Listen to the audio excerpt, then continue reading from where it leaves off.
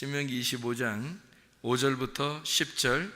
형제들이 함께 사는데 그중 하나가 죽고 아들이 없거든 그 죽은 자의 아내는 나가서 타인에게 시집가지 말 것이요 그의 남편의 형제가 그에게로 들어가서 그를 맞이하여 아내로 삼아 그의 남편의 형제된 의무를 그에게 다 행할 것이요 그 여인이 낳은 첫 아들이 그 죽은 형제의 이름을 잊게 하여 그 이름이 이스라엘 중에서 끊어지지 않게 할 것이니라.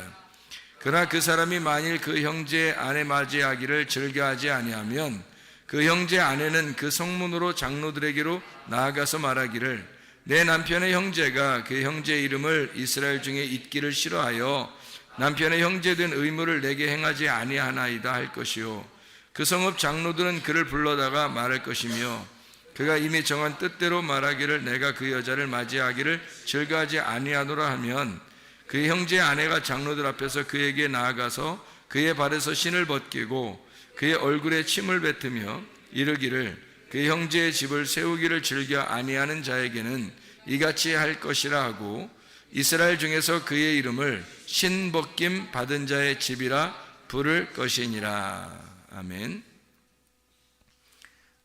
죽은 형제에 대한 의무에 대한 이야기인데요. 이건 아마 자주 나오는 말씀은 아니죠. 죽은 형제에 대한 이야기. 이게 마가복음 12장에도 나와 있는 말인데 마가복음 12장에 형제가 7이 있었는데 아내가 형제가 계속 죽어서 7번째까지 죽었는데 하늘나라 가면은 누구 부인이 되겠습니까? 라고 이제 사람들이 질문 아닌 질문을 한 거죠. 그랬더니 예수님께서 야, 하늘나라 가면 남편도 없고 아내도 없는 거다. 거기는 그냥 천사처럼 그렇게 다 되는 거야. 이제 그런 이야기를 이제 했거든요. 그러니까 여러분 잘 생각해 보시면,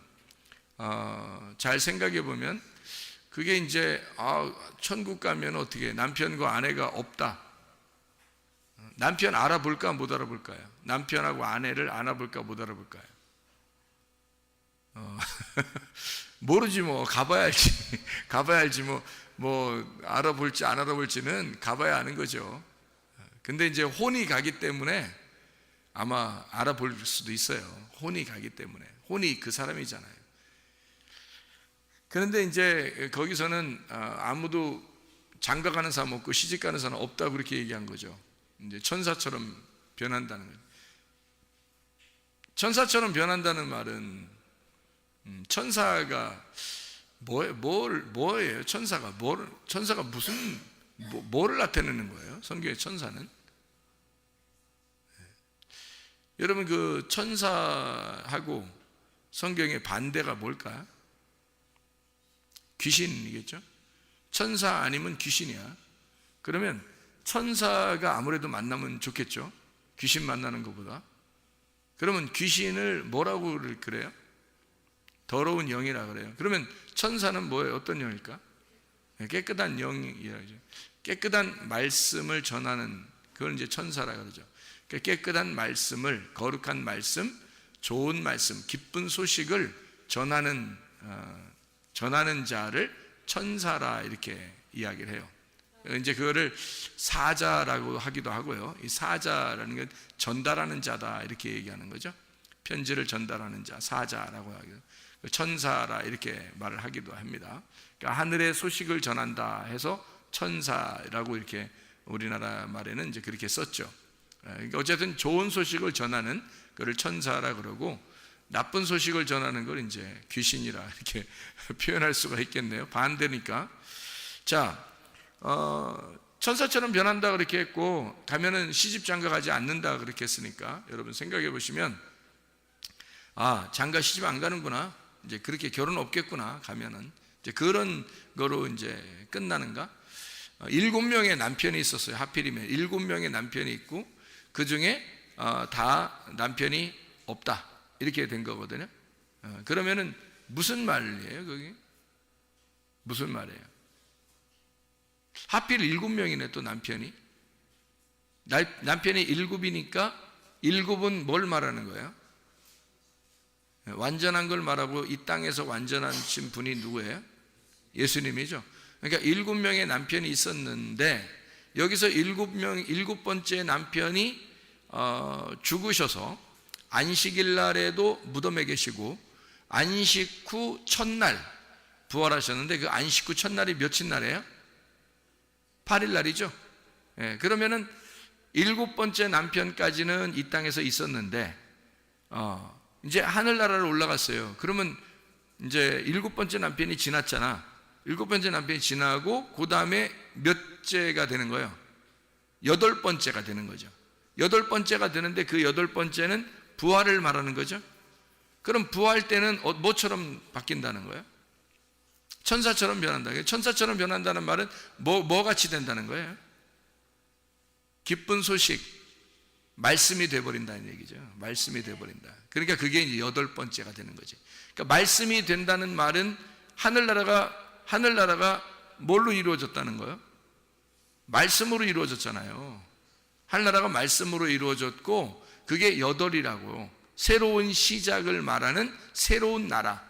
그게 7이 이 땅이고 8이 하늘나라란 말이에요. 그러니까 거기에서 새롭게 좋은 소식, 말씀이 된 자들이 된다. 그러니까 시집가고 장가가는 게 아니고 이미 하나가 되었다. 뭐가 되었다? 말씀이 되었다 이 말이죠. 이미 말씀이 되었다. 그렇기 때문에 장가가고 시집가는 게 아니다 이렇게 된 거죠. 그러니까 이미 어떻게 예수님하고 신랑 되신 예수님하고 부활하신 8번째 날에 부활하신 예수님하고 이미 결혼이 끝났다 이 말이에요. 죽으면 우리가 죽고 하늘나라에 올라가면 이미 결혼이 끝났으니까 둘이 어떻게 돼요? 한 몸을 이루었다. 그러니까 다시 말하면 한 말씀이 되었다 그 말이죠. 무슨 말인지 알겠죠? 한 말씀이 되었다. 그럼 완성이지. 완성이니까 시집가거나 장가가는 게 없죠. 그 말이. 마가복음 12장 내용을 알겠습니까? 무슨 말인지? 자, 그리고서 이제 신명기 25장을 다시 한번 잘 보면 무슨 얘기인지 이해할 수 있을 거예요. 신명기 25장의 말씀을 한번 잘 봐봐요. 무슨 내용이에요? 여기는 죽은 형제가 있어요.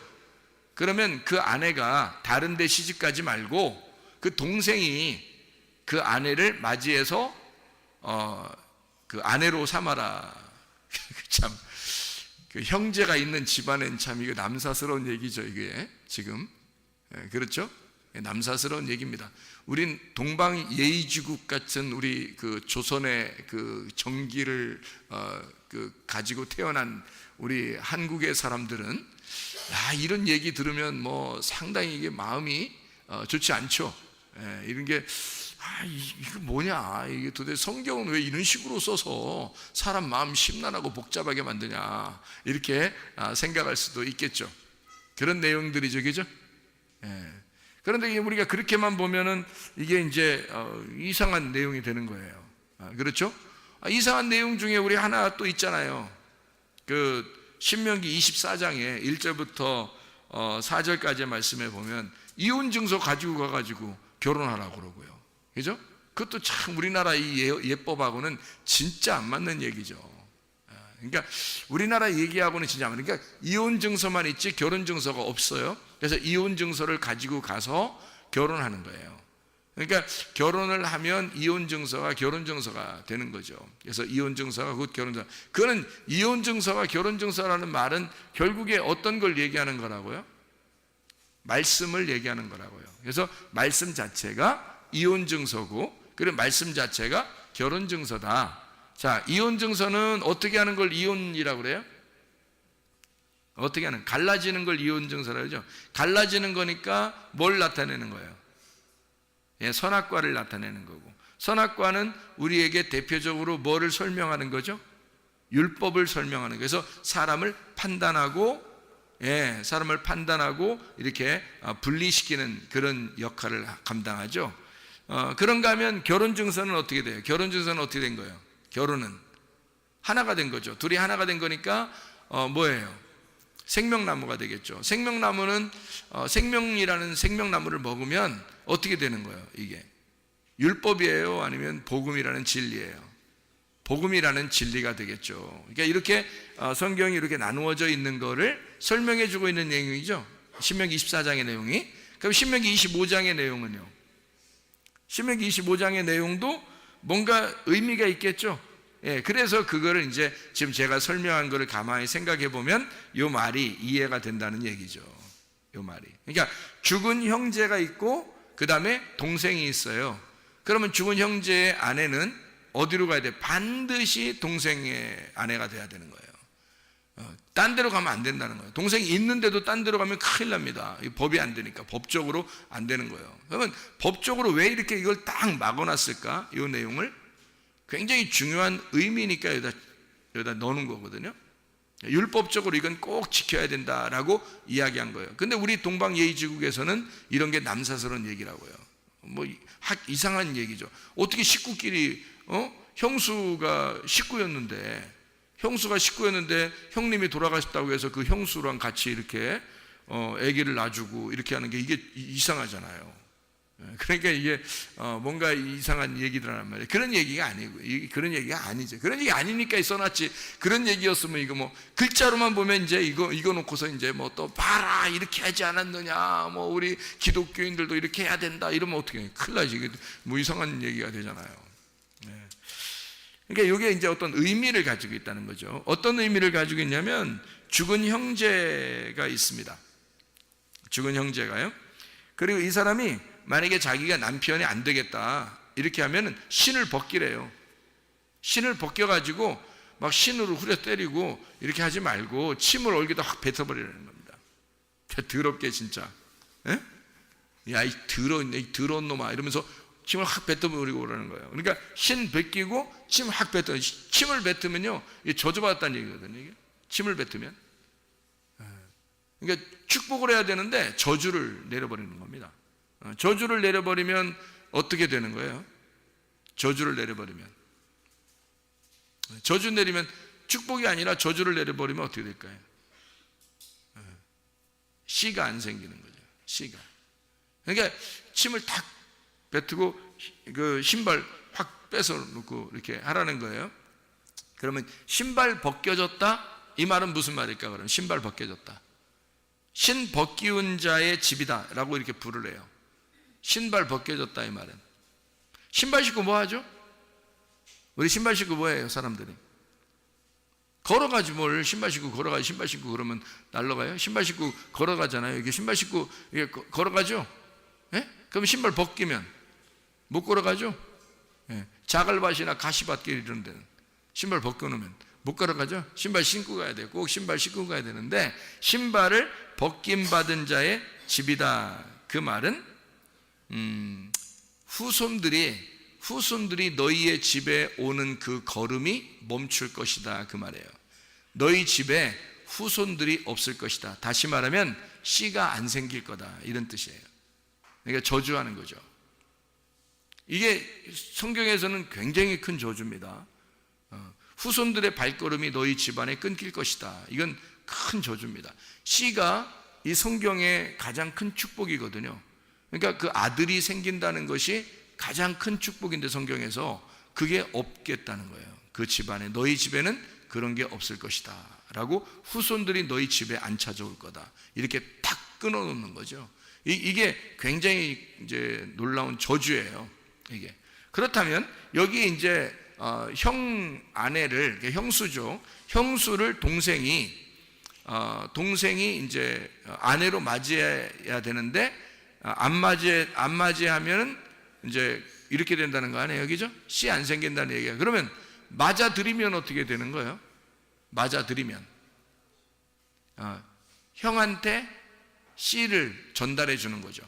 형의 씨가 대신 동생을 통해서 형의 씨가 형수한테 들어가는 거예요. 그러니까 동생은 형님이 그러니까 아기를 아직 못 낳았잖아요, 형수가. 그러니까 동생이 대신 아기를 낳게 해주는 거예요. 그래서 동생이 아기를 낳게 해줌으로써 형수가 어떻게 되는 거냐면 형님의 씨를 이어가는 거죠. 족보가 이어져 가는 거예요. 그러니까 이거는 단순히 어떤 의미예요? 그러니까 어떤 의미로 지금 뭐 신을 벗긴다 또는 동생이 남편이 돼야 된다 뭐 이런 얘기들은 어떤 얘기예요? 어떤 얘기를 지금 하고 싶은 거예요? 씨에 대한 얘기를 하고 싶은 거예요. 그러니까 신발 벗기운 자의 집이다라고 하는 것도 씨가 후손이 끊어질 것이다 라는 얘기고요. 만약에 아내로 맞아들여서 그 형님의 형수 그러니까 아내에게 씨를 아기를 낳게 한다면 후손이 이제 계속 끊어지지 않는 집안을 만드는 그 씨를 주는 역할을 하는 거죠. 그런 얘기가 되겠죠. 그렇죠? 자, 그러면은 이제 신명기 25장의 5절부터 10절까지의 이 이야기는 자, 죽은 형제가 나오고 그 다음에 동생이 나온단 말이에요. 그러면 이제 이걸 누구라고 볼 수 있나요? 누구? 죽은 형제가 누굴까요? 죽은 형제가 아담을 얘기하는 겁니다. 죽은 형제가 선악과 먹고 죽은 아담을 말하는 거죠.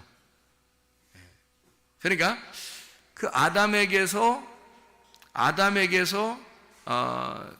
아내가 생겼는데 그 아내가 아담이 첫 번째 아들이기 때문에 죽어요. 그리고 두 번째 아들이 와요. 그게 동생입니다.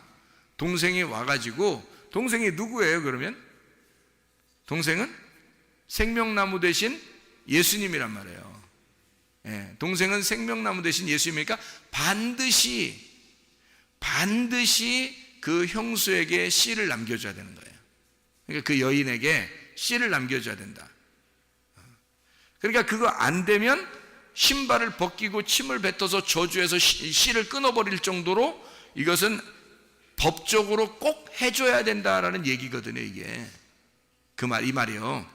그러니까 동생인 예수가 와서 생명나무 되는 그 열매를 그 씨를 전달해 주는 자가 되어야 된다라고 하는 얘기를 해주는 거죠. 자, 먼저 온 자가 구약에서 먼저 온 자, 율법의 대표로 온 자가 누구예요? 모세죠. 모세를 통해서 열매가 맺을 수 있어요, 없어요? 율법을 통해서는 열매를 맺을 수가 없어요. 그런데 예수 그리스도가 두 번째 아담으로 오셨어요.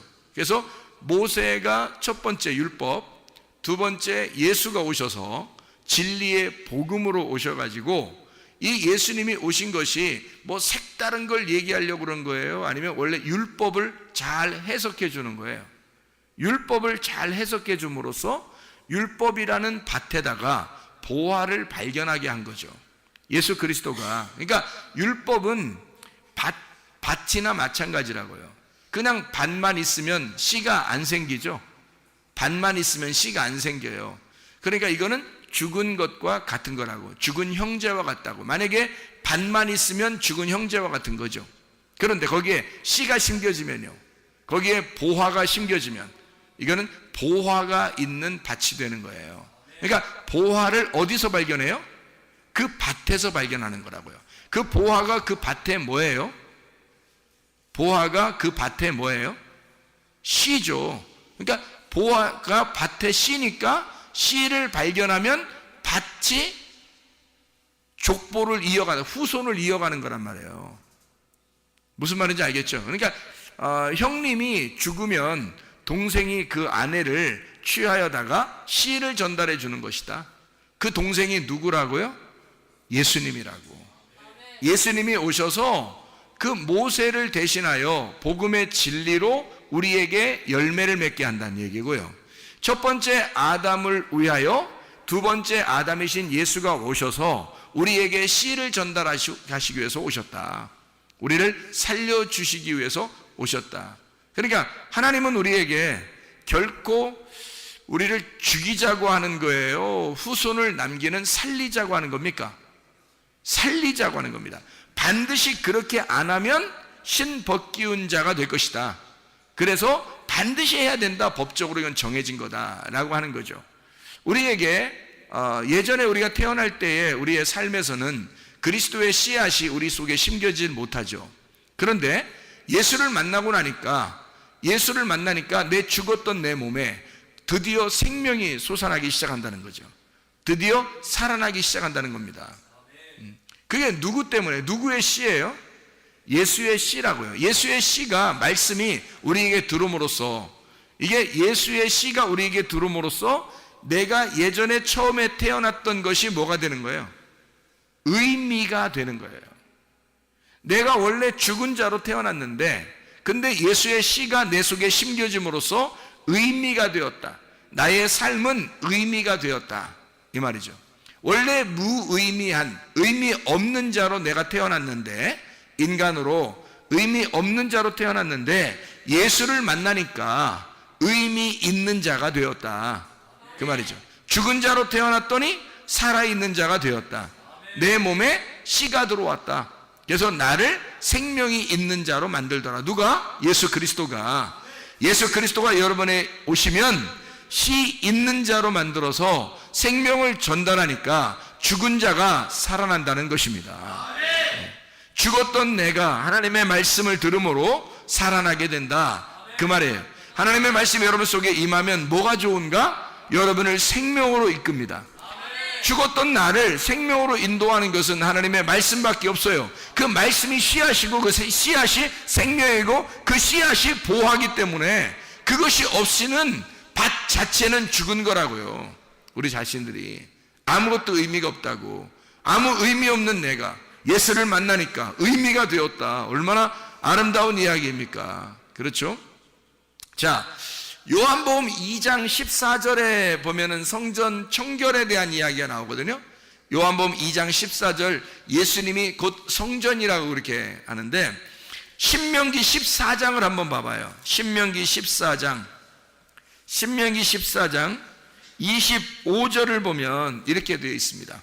신명기 14장 25절을 보면 뭐라고 되어 있냐면, 그것을 돈으로 바꾸어 그 돈을 쌓아가지고 네 하나님 여호와께서 택하신 곳으로 가서, 이렇게 되어 있거든요. 그러면 요한복음 2장 14절을 봐봐요.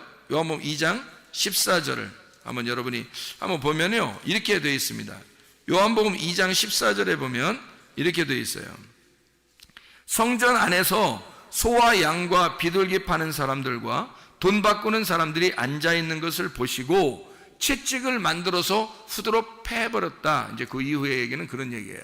근데 여기 이제 신명기 14장에 25절에 보면 무슨 얘기가 나와 있어요? 분명히 돈을 가지고 가서 동물들을 사라고 그랬어요.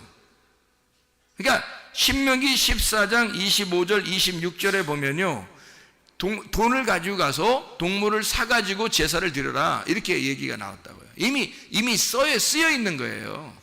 쓰여 있기 때문에 사람들이 그래 한 거예요.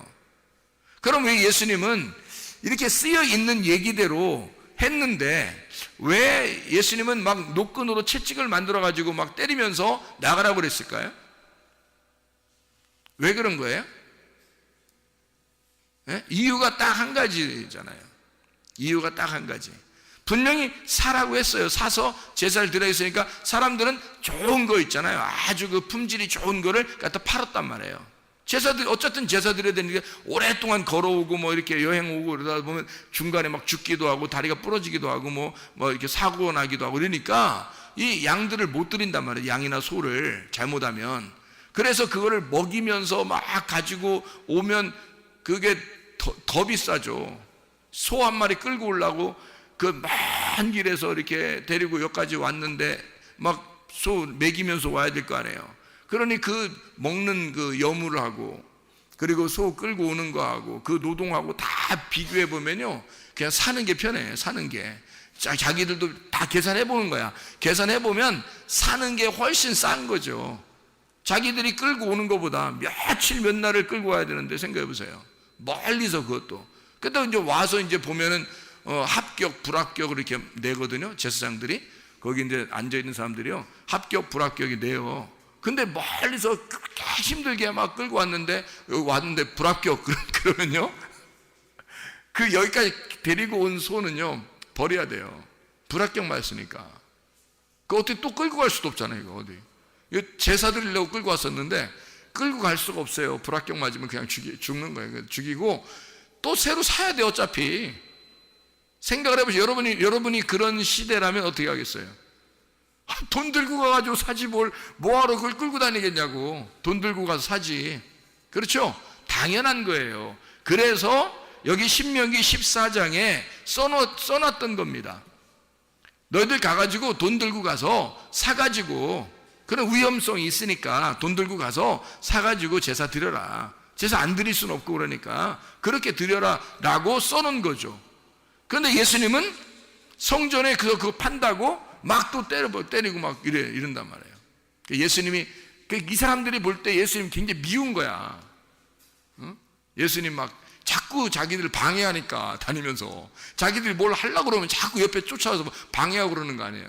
뭐 장사 좀 해본다는데, 장사도 꼭 필요한 장사란 말이에요. 이게 지금 제사를 꼭 드려야 되는데 제사에 꼭 필요한 장사인데 예수님이 막 후드려 패면서 방해하는 거잖아. 장사 방해하는 거잖아. 막 엎어버리고 막 이러니까. 왜 시장 가가지고 누가 깡패도 아니고 가가지고 막 이렇게 막 시장에서 막 돈통 같은 거 막 엎어버리고 막 발로 차고 이거 누가 하는 짓이에요? 그건 그거 다 깡패가 하는 짓들 아니에요. 근데 그거를 예수님이 하고 있으니까 사람들이 좋아하겠냐고. 예수님을 생각을 해보라고요. 그러면 여기서 이걸 하라고 했는데도 왜 예수님은 거기서 노끈을 만들어 채찍을 만들어 가지고 왜 이렇게 때리면서 나가라 했을까? 왜 그래? 뭐 하나 이유가 있어요. 왜 그랬을까요? 뭐 때문에 그래요? 예? 뭐 때문에? 예, 성전을 깨끗하게 하려고 그런 겁니다. 성전 깨끗하게 하려고. 왜 더러웠어요? 똥 싸서? 똥 싸고 막 이러니까 이제 동물들이 와가지고 막 똥 싸고 그러니까 더러우니까 야, 청소하기도 힘들어 죽 건데. 그러면 예수님이 그러면 거기 물 청소하고 막 그러나요? 갔다가 물도 귀한 때 물 좀 떠와. 막 양동이로 물 떠와. 막 물 청소하고 막 그러나요? 성전도 엄청 클 텐데. 그걸 혼자 막 물청소 열심히 막 팔 걷어 제끼고 막 이렇게 물청소 했더라. 뭐 이런 내용도 없잖아요. 그럼 뭐예요? 왜 그렇게 한 거예요? 도대체가? 예, 딱 한 가지죠. 무슨 말이냐면 죽어서 와야 된다는 겁니다. 죽은 것만 들어와야 된다는 거예요. 근데 살아있다는 거예요. 이게 다 살아있으니까 안 된다는 거예요. 자, 예수님은 성전인데 자기는 뭐 하러 온 거예요? 이 땅에요. 너희들 이제까지 제사 드릴 때 제사를 산 거를 드리라는 거 성경에 있어요? 없죠. 제사는 구약의 모든 시대에 다 죽여서 드리는 겁니다. 다 죽여서. 그러면 예수님이 자기가 와가지고는 지금 그 죽여서 너희들이 이제까지 동물을 죽여서 하나님 앞에 드리는 모든 제사는 누구를 얘기하려고 했던 거예요? 자기를 얘기하는 거거든요. 예수님을 얘기하는 건데 살아서 데리고 들어왔단 말이에요. 살아서 데리고 들어왔단 말이야. 그러면 예수님하고 안 맞는 거죠. 그러니까 이건 죽어서 들어와야 되는데 살아서 들어온 거야. 그러니 안 맞는 거잖아요. 그래서 이거를 쫓아낸 거죠. 쫓아내가지고 어떻게 한 거예요? 쫓아낸 이 사람들이 그러면 동물들 끌고 있잖아요. 동물들을 소하고 양하고 다시 막 이게 쫓겨났잖아요. 비둘기 같은 거 막 이렇게 막 날아다니니까 그것도 잡아가지고 또 돈 흩어진 거 그거 이제 주워서 이제 나옵니다. 그렇죠? 나와요. 이렇게 들고 나오죠. 나와서 그 다음에 다시 제사를 드리러 가요? 아니면 그냥 집에 갈까요? 그냥 다시 제사를 드리겠죠. 다시 제사를 드릴 때는 이제 어떻게 하고 들어올까요? 죽여서 들어오는 거죠. 그러니까 이거죠. 살아서 들어온 놈은 안 된다. 그래서 내쫓아버려요. 그리고 죽여서 다시 들어와라는 거예요. 그러니까 예수님이 그 사람들 무슨 깡패처럼 막 장사 뒤집어 엎으려고 꼭 그런 게 아니라, 자, 살아서 온 놈은 자, 나가라 이거야. 일단 나가라 이거야. 나가고 죽어서 들어오라는 얘기죠. 여러분, 죽어서 들어오라는 얘기야. 자, 교회는 어떤 사람이 들어와야 되는 거예요? 죽은 자가 들어오는 거예요. 죽은 자가 들어오면 누굴 만나? 예, 유일한 생명을 가지신 예수를 만나는 곳이 교회란 말이에요. 그게 성전이라고. 그러니까 첫 번째 남편이 죽어서 동생이 그 유업을 이어받아야 된단 말이에요. 예수 그리스도가 교회에서 자기의 성전 되신 예수가 형을 대신하여 그 형수에게 씨앗을 줘야 된단 말이죠. 그러니까 동생이 그 유업을 이어받아야 되니까 예수 그리스도에게 오려면 죽은 자만 와야 돼요. 예수가 유업을 이을 자니까. 무슨 말인지 알죠? 죽은 자만 와야 된다. 그러면 유업을 이을 자는 두 번째 아담이 되는 복음이신 진리의 예수님이다. 그분이 우리에게 씨앗을 남길 것이다, 이 말이잖아요. 그렇죠? 그러면 우리가 산 사람 어떻게 한다고요? 나가라. 산 사람은 나가라, 죽은 사람은 들어와라, 그 말이잖아요. 그렇죠? 그러니까 교회는 어떤 사람이 들어와야 되는 거예요? 죽은 사람이 들어오라는 거예요. 자, 마음 심령이 거지가 돼서 막 가슴이 너덜너덜해진 사람, 마음이 막 찢어진 사람, 이 사람들은 어떻게 돼? 교회 오면 위로를 받겠죠. 교회 오면 위로를 받아요. 그게 마태복음 5장의 4절에 보니까 뭐라고 되어 있냐면, 애통하는 자는 복이 있나니 저희가 위로를 받을 것이요 라고 되어 있는 거죠. 그 애통이라고 하는 게 펜테오라는 단어인데, 이 펜테오라는 애통하는 자가 슬퍼한다, 울부짖다, 애도한다라는 말이거든요. 펜도스에서 나온 말인데 슬픔, 애도라는 말입니다. 그러니까 슬퍼하는 자만 오라는 거예요.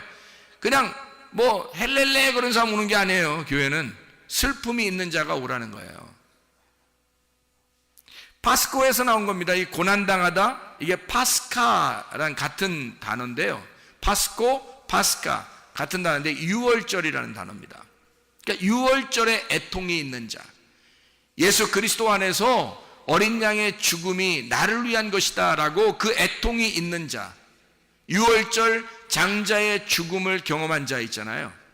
그러니까 첫 번째 아들이 죽은, 장자가 죽는 날이 유월절이죠.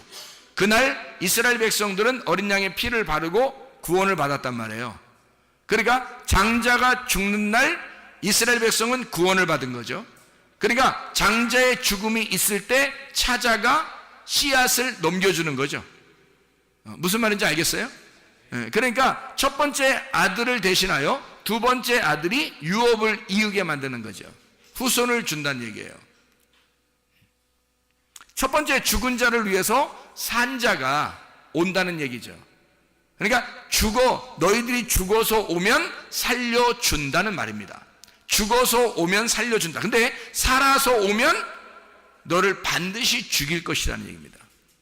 살아서 오면 죽이고 내쫓아버리고, 그리고 다시 죽어서 들어오면 너를 살려줄 것이다 라는 게 성경의 말씀이죠. 그러면 여러분, 교회라고 하는 것은요, 애통을 당하는 것이 곧 뭐라는 얘기예요? 위로라는 얘기입니다. 애통을 당하게 되면 그것이 곧 위로라는 거예요. 죽어서 오면 너를 살려줄 거니까, 그러면 네가 애통을 하게 된다면 나는 너를 위로할 거야 라는 말이죠. 그러니까 애통하는 자가 위로가 있을 것이다 라는 얘기입니다. 자, 불뱀에 물린 자를 노뱀을 갖다 걸어놓으면 살려주는 거죠. 불뱀에 물린 자를 노뱀에 걸어서 살려주는 거죠. 불뱀에 물리지도 않았는데 노뱀을 걸을 필요가 있나요? 그럴 필요가 없죠. 성경은 노뱀을 걸어놓는, 예수 그리스도가 십자가 못 박혀 돌아가시는데 그 예수를 쳐다보고 믿는 자는 구원을 얻을 것이다. 어떤 사람에게? 불뱀 물린 자에게, 자기가 죄가 있다고 애통하는 자에게 노뱀을 쳐다보면 살 것이다 라는 그런 말씀이잖아요. 그러니까 여러분과 저는요, 교회에 오는 것이 어떻게 오는 거라고요? 뭐 때문에 오는 거라고요? 애통하기 위해서 오는 거라고요. 슬프기 위해서 오는 거라고요. 나 자신의 슬픔을 위해서 왔더니 주님이 위로해 주시더라. 내가 죽어서 왔더니 주님이 살려주시더라, 그 말이죠. 내가 병들어 왔더니 주님이 치료해 주시더라, 그 말이에요. 내가 문제가 있어서 왔더니 주님이 문제 해결자이시더라, 이 말입니다. 그러니까 교회에 오는 사람들은 어떤 사람만 와야 된다는 거예요? 병든 자만 와라, 나그네들만 와라 이거야. 고아만 와라 이거야. 과부만 오라 이거야. 늙은이만 오라 이거야. 어린애만 오라 이거야. 힘없는 자들 말이에요. 정신 부족한 자, 그 사람들만 와라. 자기가 뭐 똑똑한 사람, 그런 사람 오지 마라. 정신 부족한 자가 와서 멘탈이 붕괴된 거죠. 멘탈 붕괴된 자가 와라 이거야. 정신 똑바른 사람들이 오면은 내보내. 그래서 멘탈 붕괴시키고 다시 들어오란 말이에요. 멘탈 붕괴됐습니다. 나 하나님, 나 멘탈이 붕괴됐어요 라고 오면은 그 사람들 온전하게, 정신 온전하게 만들어주는 곳이 주님 만나는 곳이라는 거죠. 그러니까 그런 사람들, 누가 오는 거야? 그러니까 연약한 자가 오라는 거야. 온전치 못한 자가 오라는 거야. 가정이 온전치 못한 자가 오라는 거야. 자기가 바리새인이라고 깨닫고 자기가 환자라고, 자기 정신이 멘탈이 붕괴된 자라고, 나는 부족한 자라고 하는 사람들이 오라는 거예요, 교회에. 그러면 주님께서 채워주시겠다는 거 아닙니까? 한마디로 말하면 정상이 아닌 자만 교회 오라는 얘기야.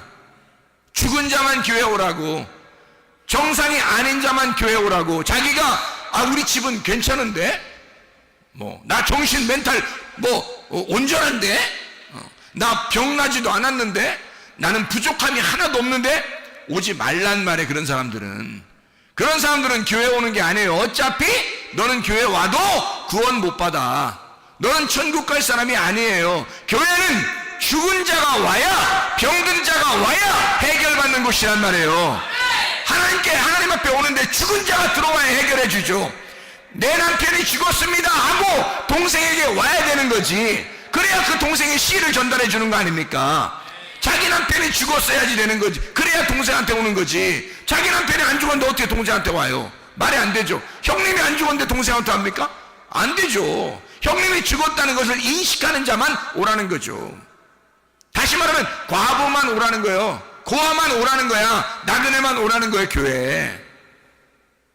자기가 남편도 있고, 아버지도 있고, 가정도 온전하고, 잘 살고, 머리도 좋아서 공부도 잘하고, 정신 멘탈에 아무 문제가 없고, 이런 사람들은요, 구원받기 어렵습니다. 그렇게 자신감을 가지고서도 이 세상은 충분히 살아갈 수 있으니까. 그러나 이 세상에서 나는 부족한 자입니다. 정상이 아니에요. 이 세상에서 볼 때는 내가 정상이 아닙니다 라고 대부분 사람들 보니까요, 자기가 정상이라고 하는 사람들은 더 비정상이더라고. 그게 자기가 정상이라고 하는 사람들이 더 비정상이더라고. 그 정도로 세상은 지금 정상이 아닌 사람들의 삶이에요. 이 세상은 그런 부족한 자가 나 죽었습니다 라고, 내가 가지고 있는 모든 소유가, 내가 소속되어 있는 데가 다 사망이에요, 죽었어요, 온전치 못합니다 라고 교회에 찾아왔더니 교회에서 주님이 치료자가 되시더란 말이야. 주님이 그 사람을 살려주시더란 말이에요. 그게 교회가 되는 거예요. 우리 교회는 부족한 사람들만 오라는 거예요. 우리 교회는 좀 온전한 사람 오지 말라는 거야. 처음부터 나 온전합니다 하는 사람 와봐야 다시 쫓겨나. 우리 교회 같은 데는요. 우리 교회는 그런 사람들이 와가지고 가만히 들어보면 영 거실리는 얘기만 해. 그러니까 그 사람들이 기분이 안 좋다고 그래요. 자기가 온전하다고 생각했는데 자꾸 거실리는 얘기만 하니까 기분이 안 좋다고 그러는 사람도 있어요. 그런데 여러분 보세요. 좀 부족하고 힘들고 연약하고 애통하고 슬픈 사람들이 우리 교회에 오면요, 위로받습니다. 그래요. 주님은 그런 사람들을 만나러 오시는 거니까, 그런 사람들을 만나서 부활시키는 게 예수님의 목적이거든요. 그들에게 씨를 주는 거야. 말씀을 주기 위해서 주님은 그런 사람들만 오라는 거거든요. 그러니까 우리 교회는 그런 사람들 찾아오라는 거예요. 그런 사람들이. 그럼 여기에 그런 사람 찾아오면 주님이 정상 만들어준다는 거 아닙니까? 그죠? 씨를 만들어준다는 거 아니에요? 그죠? 그러면 그렇게 잘 됐다 이거야. 그렇게 부족한 자가 와서 온전해지는 곳이 여기라면, 온전하다고 생각하는 자가 이곳에 오면 죽어야 된다는 거죠. 그러니까 비정상이 돼야 된다는 거죠. 이 설교를 듣다 보니까 영 자기가 비정상 같아. 그 온전한 것입니다. 비정상이라고 여길 때에 그때 주님이 온전하게 만들어 주시니까. 그래서 비정상이 우리 교회에 오게 되고, 비정상이 오게 되면 이 사람을 정상적으로 하나님이 온전케 만들어 주시는 곳이다. 그래서 이 사람의 삶을 구원해 주시고 씨를 심어주고 말씀을 갖다가 전달해 주신다. 후손을 있게 하신다. 생명이 연결되도록 한다. 생명이 영원히 살 수 있도록 영생하도록 한다 라는 그런 말씀이거든요. 그러니까 주님이요, 주님이 보면 자, 정상이라고 생각한 사람은 교회에 오라 말라 안 와도 된다. 비정상으로 생각되는 사람들은 반드시 교회를 찾아 나와야 된다. 그러면 예수님께서 그 사람에게 생명을 주시려고 한다. 그죠? 생명이 없는 자라고 하는 자에게 오면 생명을 주시려고 한다. 그게 주님이시다. 자, 그러니까 보세요. 교회에 온다는 것은 어떤 사람들만 오라고요? 부족하고 뭔가 비정상적인 그런 사람들이 오게 된다. 그게 와서 그러면 여기서 온전하게 됐어. 온전하게 되면 어떻게 다른 데로 가야 되나요? 이제 그런 사람들만 오라겠으니까, 그런 사람들만 초청하니까 우리 교회는 자, 정상이 됐어요. 그럼 여기서 이제 가는 거예요? 딴 데로? 어떻게 해야 돼요? 어떻게 하면 좋겠어요, 여러분? 비정상이 와서 정상이 되면요, 간증이 되잖아요. 간증이 된다고요. 그 사람은 비정상으로 시작해서 왔기 때문에 이 사람은 교만할 수가 없죠. 교만할 수가 없죠. 그래서 교회는 겸손한 거예요.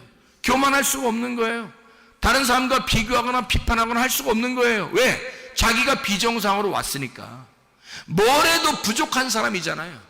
뭐 중독 걸린 사람이 있는가 하면 정신적인 멘탈이 붕괴된 사람이 오는가 하면 진짜 병자가 오는가 하면 과부나 고아나 나그네가 오는가 하면 뭔가 잘못된 사람들이 오게 되면 이 사람들이 그런 상태에 왔다가 예수를 만나서 온전케 되는 거예요. 그럼 온전케 되면 어떻게 돼요? 그러면 여기서 간증거리가 되는 거죠.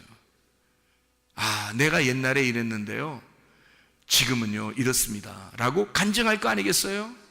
그런 삶을 사는 게 교회예요. 그런 간증의 삶을 사는 곳이 교회라고요.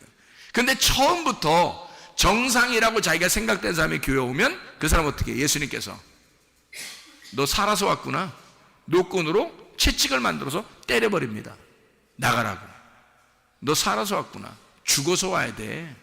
네가 죽어서 와야 내가 널 살리지. 그렇게 되는 거죠. 무슨 말인지 알겠죠? 그러니까 먼저는 죽음이다. 두 번째는 살림이다.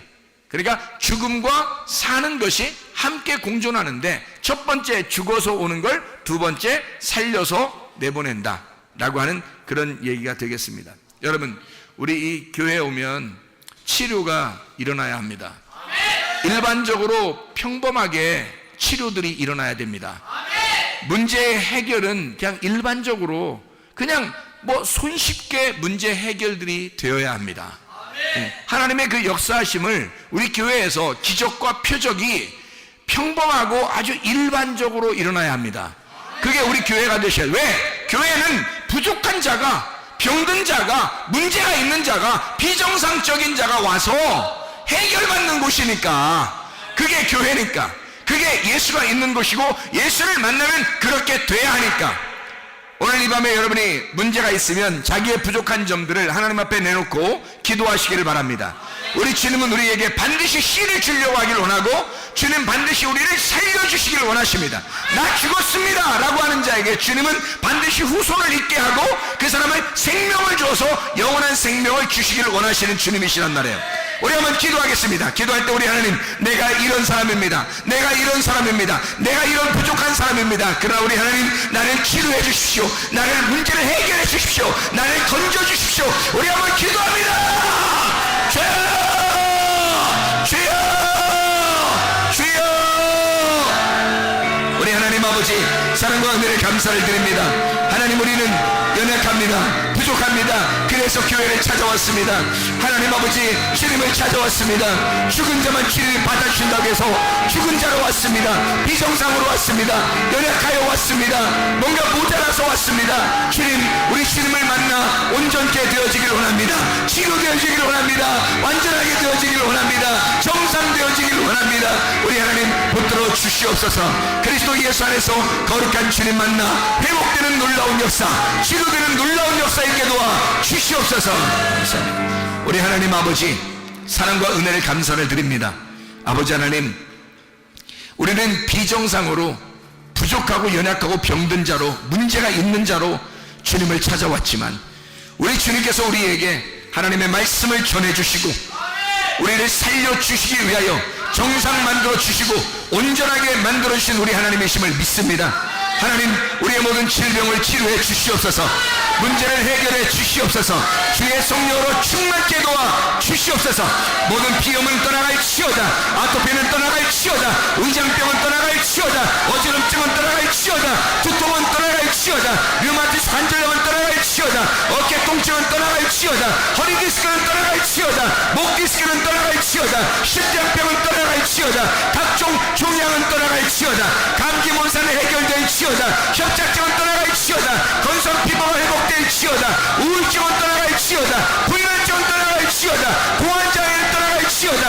읍면의 영은 떠나갈지어다. 건세의 영은 떠나갈지어다. 도둑의 영, 도둑질의 영은 떠나갈지어다. 미움의 영은 떠나갈지어다. 욕심의 영은 떠나갈지어다. 모두 떠나갈지어다. 우리 하나님 아버지, 주 예수 그리스도 안에서 거룩한 하나님의 영이, 정결한 하나님의 영이, 깨끗한 하나님의 영이 우리 안에 충만하게 도와 주시옵소서.